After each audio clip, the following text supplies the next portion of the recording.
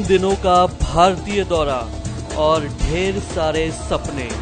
कुछ ऐसे ही इरादे अमेरिकी राष्ट्रपति बराक ओबामा की पोटली में बंद थे। मुंबई के आसमान में जब दुनिया के सबसे ताकतवर शख्स का विमान दिखा तो भारत की उम्मीदों को भी पर लग गए।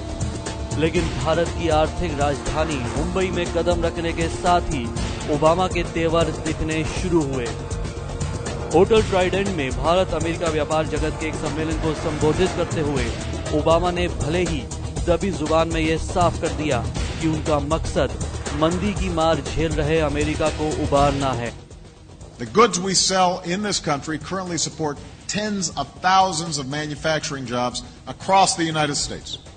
भारतीय अर्थव्यवस्था का गुणगान किया गया। व्यापार के क्षेत्र में दोनों देशों के बीच बढ़ते दायरों को बढ़ाने की मांग की गई और देखते ही देखते कर दिया गया 10 अरब डॉलर की लागत से 20 समझौतों का ऐलान। मानो सपने दिखाकर विदेश से आए किसी सेल्समैन ने अपनी डील क्रैक कर दी हो। मेल मिलाप के माहौल की आड़ में दोनों देशों के रिश्तों की गर्माहट आपसी फायदों में तब्दील हो गई और कुछ ही मिनटों में भारत अमेरिका का रिश्ता महज एक डील बनकर रह गया। इस बार राष्ट्रपति का जो रुख था बिल्कुल वो बदला हुआ नजर आ रहा था। कहीं जरा सा भी ये नहीं था कि वो किसी तरह का कोई दबाव भारत के ऊपर बनाना चाहते हैं। जिस तरीके से वो बार बार कह रहे थे कि वो अमेरिका से भारत इस बार कुछ लेने के लिए आए हैं, कुछ देने के लिए उन्होंने कुछ नहीं कहा कि वो कुछ देना भी चाहते हैं। खैर, बात यही खत्म नहीं हुई थी। राष्ट्रपति ओबामा का गेम प्लान तो अभी बाकी था। देश की जनता पर क्या असर छोड़ा जाए ये भी दुनिया के दबंग की फेहरिस्त में शामिल था। मुंबई में सेंट जेवियर स्कूल का टाउन हॉल छात्रों से खचाखच भरा था। आखिर राष्ट्रपति ओबामा जो आ रहे थे। अपने संबोधन में छात्रों के बीच भारत की खूब तारीफ की गई, मजबूत होते रिश्तों की दलीलें दी गईं, लेकिन भारतीय छात्रों को असल मुद्दे पर आने से वो रोक नहीं पाए। बच्चों की कमान से निकले सवालों के तीर दुनिया के सबसे ताकतवर इंसान पर ही भारी पड़ गए और सारे लब्बो-लुबाब धरे के धरे रह गए।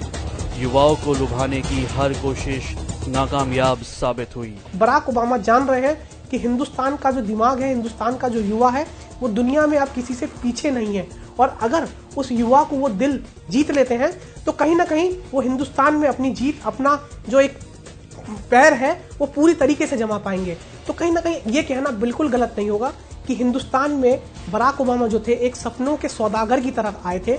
और अब बारी थी देश की राजधानी की। सोमवार की सुबह से ही संसद के गलियारों में सरगर्मी दिखी। उम्मीदें थी देश के दुश्मन पाकिस्तान पर अमेरिका का सख्त रवैया। हैदराबाद हाउस समिट के दौरान बराक ओबामा के एजेंडे में पाकिस्तान का जिक्र ही नहीं था, लेकिन शाम ढलते ढलते संसद को संबोधित करते हुए अमेरिका ने पाकिस्तान को संदेश दिया कि मुंबई के हमलावरों को सजा मिलनी चाहिए। कहीं ना कहीं जिस तरीके की उम्मीद भारत की थी एक तरीके से राष्ट्रपति बराक ओबामा से, तो उन उम्मीदों पे लगता है कि शायद किसी तरीके का कोई गौर नहीं किया राष्ट्रपति ने, किसी तरीके से कोई चीज नहीं कही। और जब पाकिस्तान की बात आई तो हालांकि बड़े हंसकर, जिस तरीके से मुंबई में भी देखा कि जिस तरीके से सवाल पूछा गया पाकिस्तान को लेकर कि अमेरिका उसको एक आतंकवादी राष्ट्र क्यों नहीं घोषित करता है, तो उस पर हंसकर उन्होंने जवाब दे दिया कि अगर पाकिस्तान में स्टेबिलिटी रहती है, पाकिस्तान में स्टेबिलिटी का फैक्टर रहता है, तो भारत के विकास में वो एक महत्वपूर्ण चीज है। तो कहीं ना कहीं बराक ओबामा इस पूरे मामले से बचते नजर आ रहे थे। खैर, देर आए दुरुस्त आए। बहरहाल ओबामा इस बार बदले नजर आए। मेजबानों की मेहमान नवाजी पर वो मेहरबान थे। तस्वीरें बयां करती हैं, दुनिया का दबंग दोस्ती की सौगात लेकर आया था, भारत को सपना देने आया था।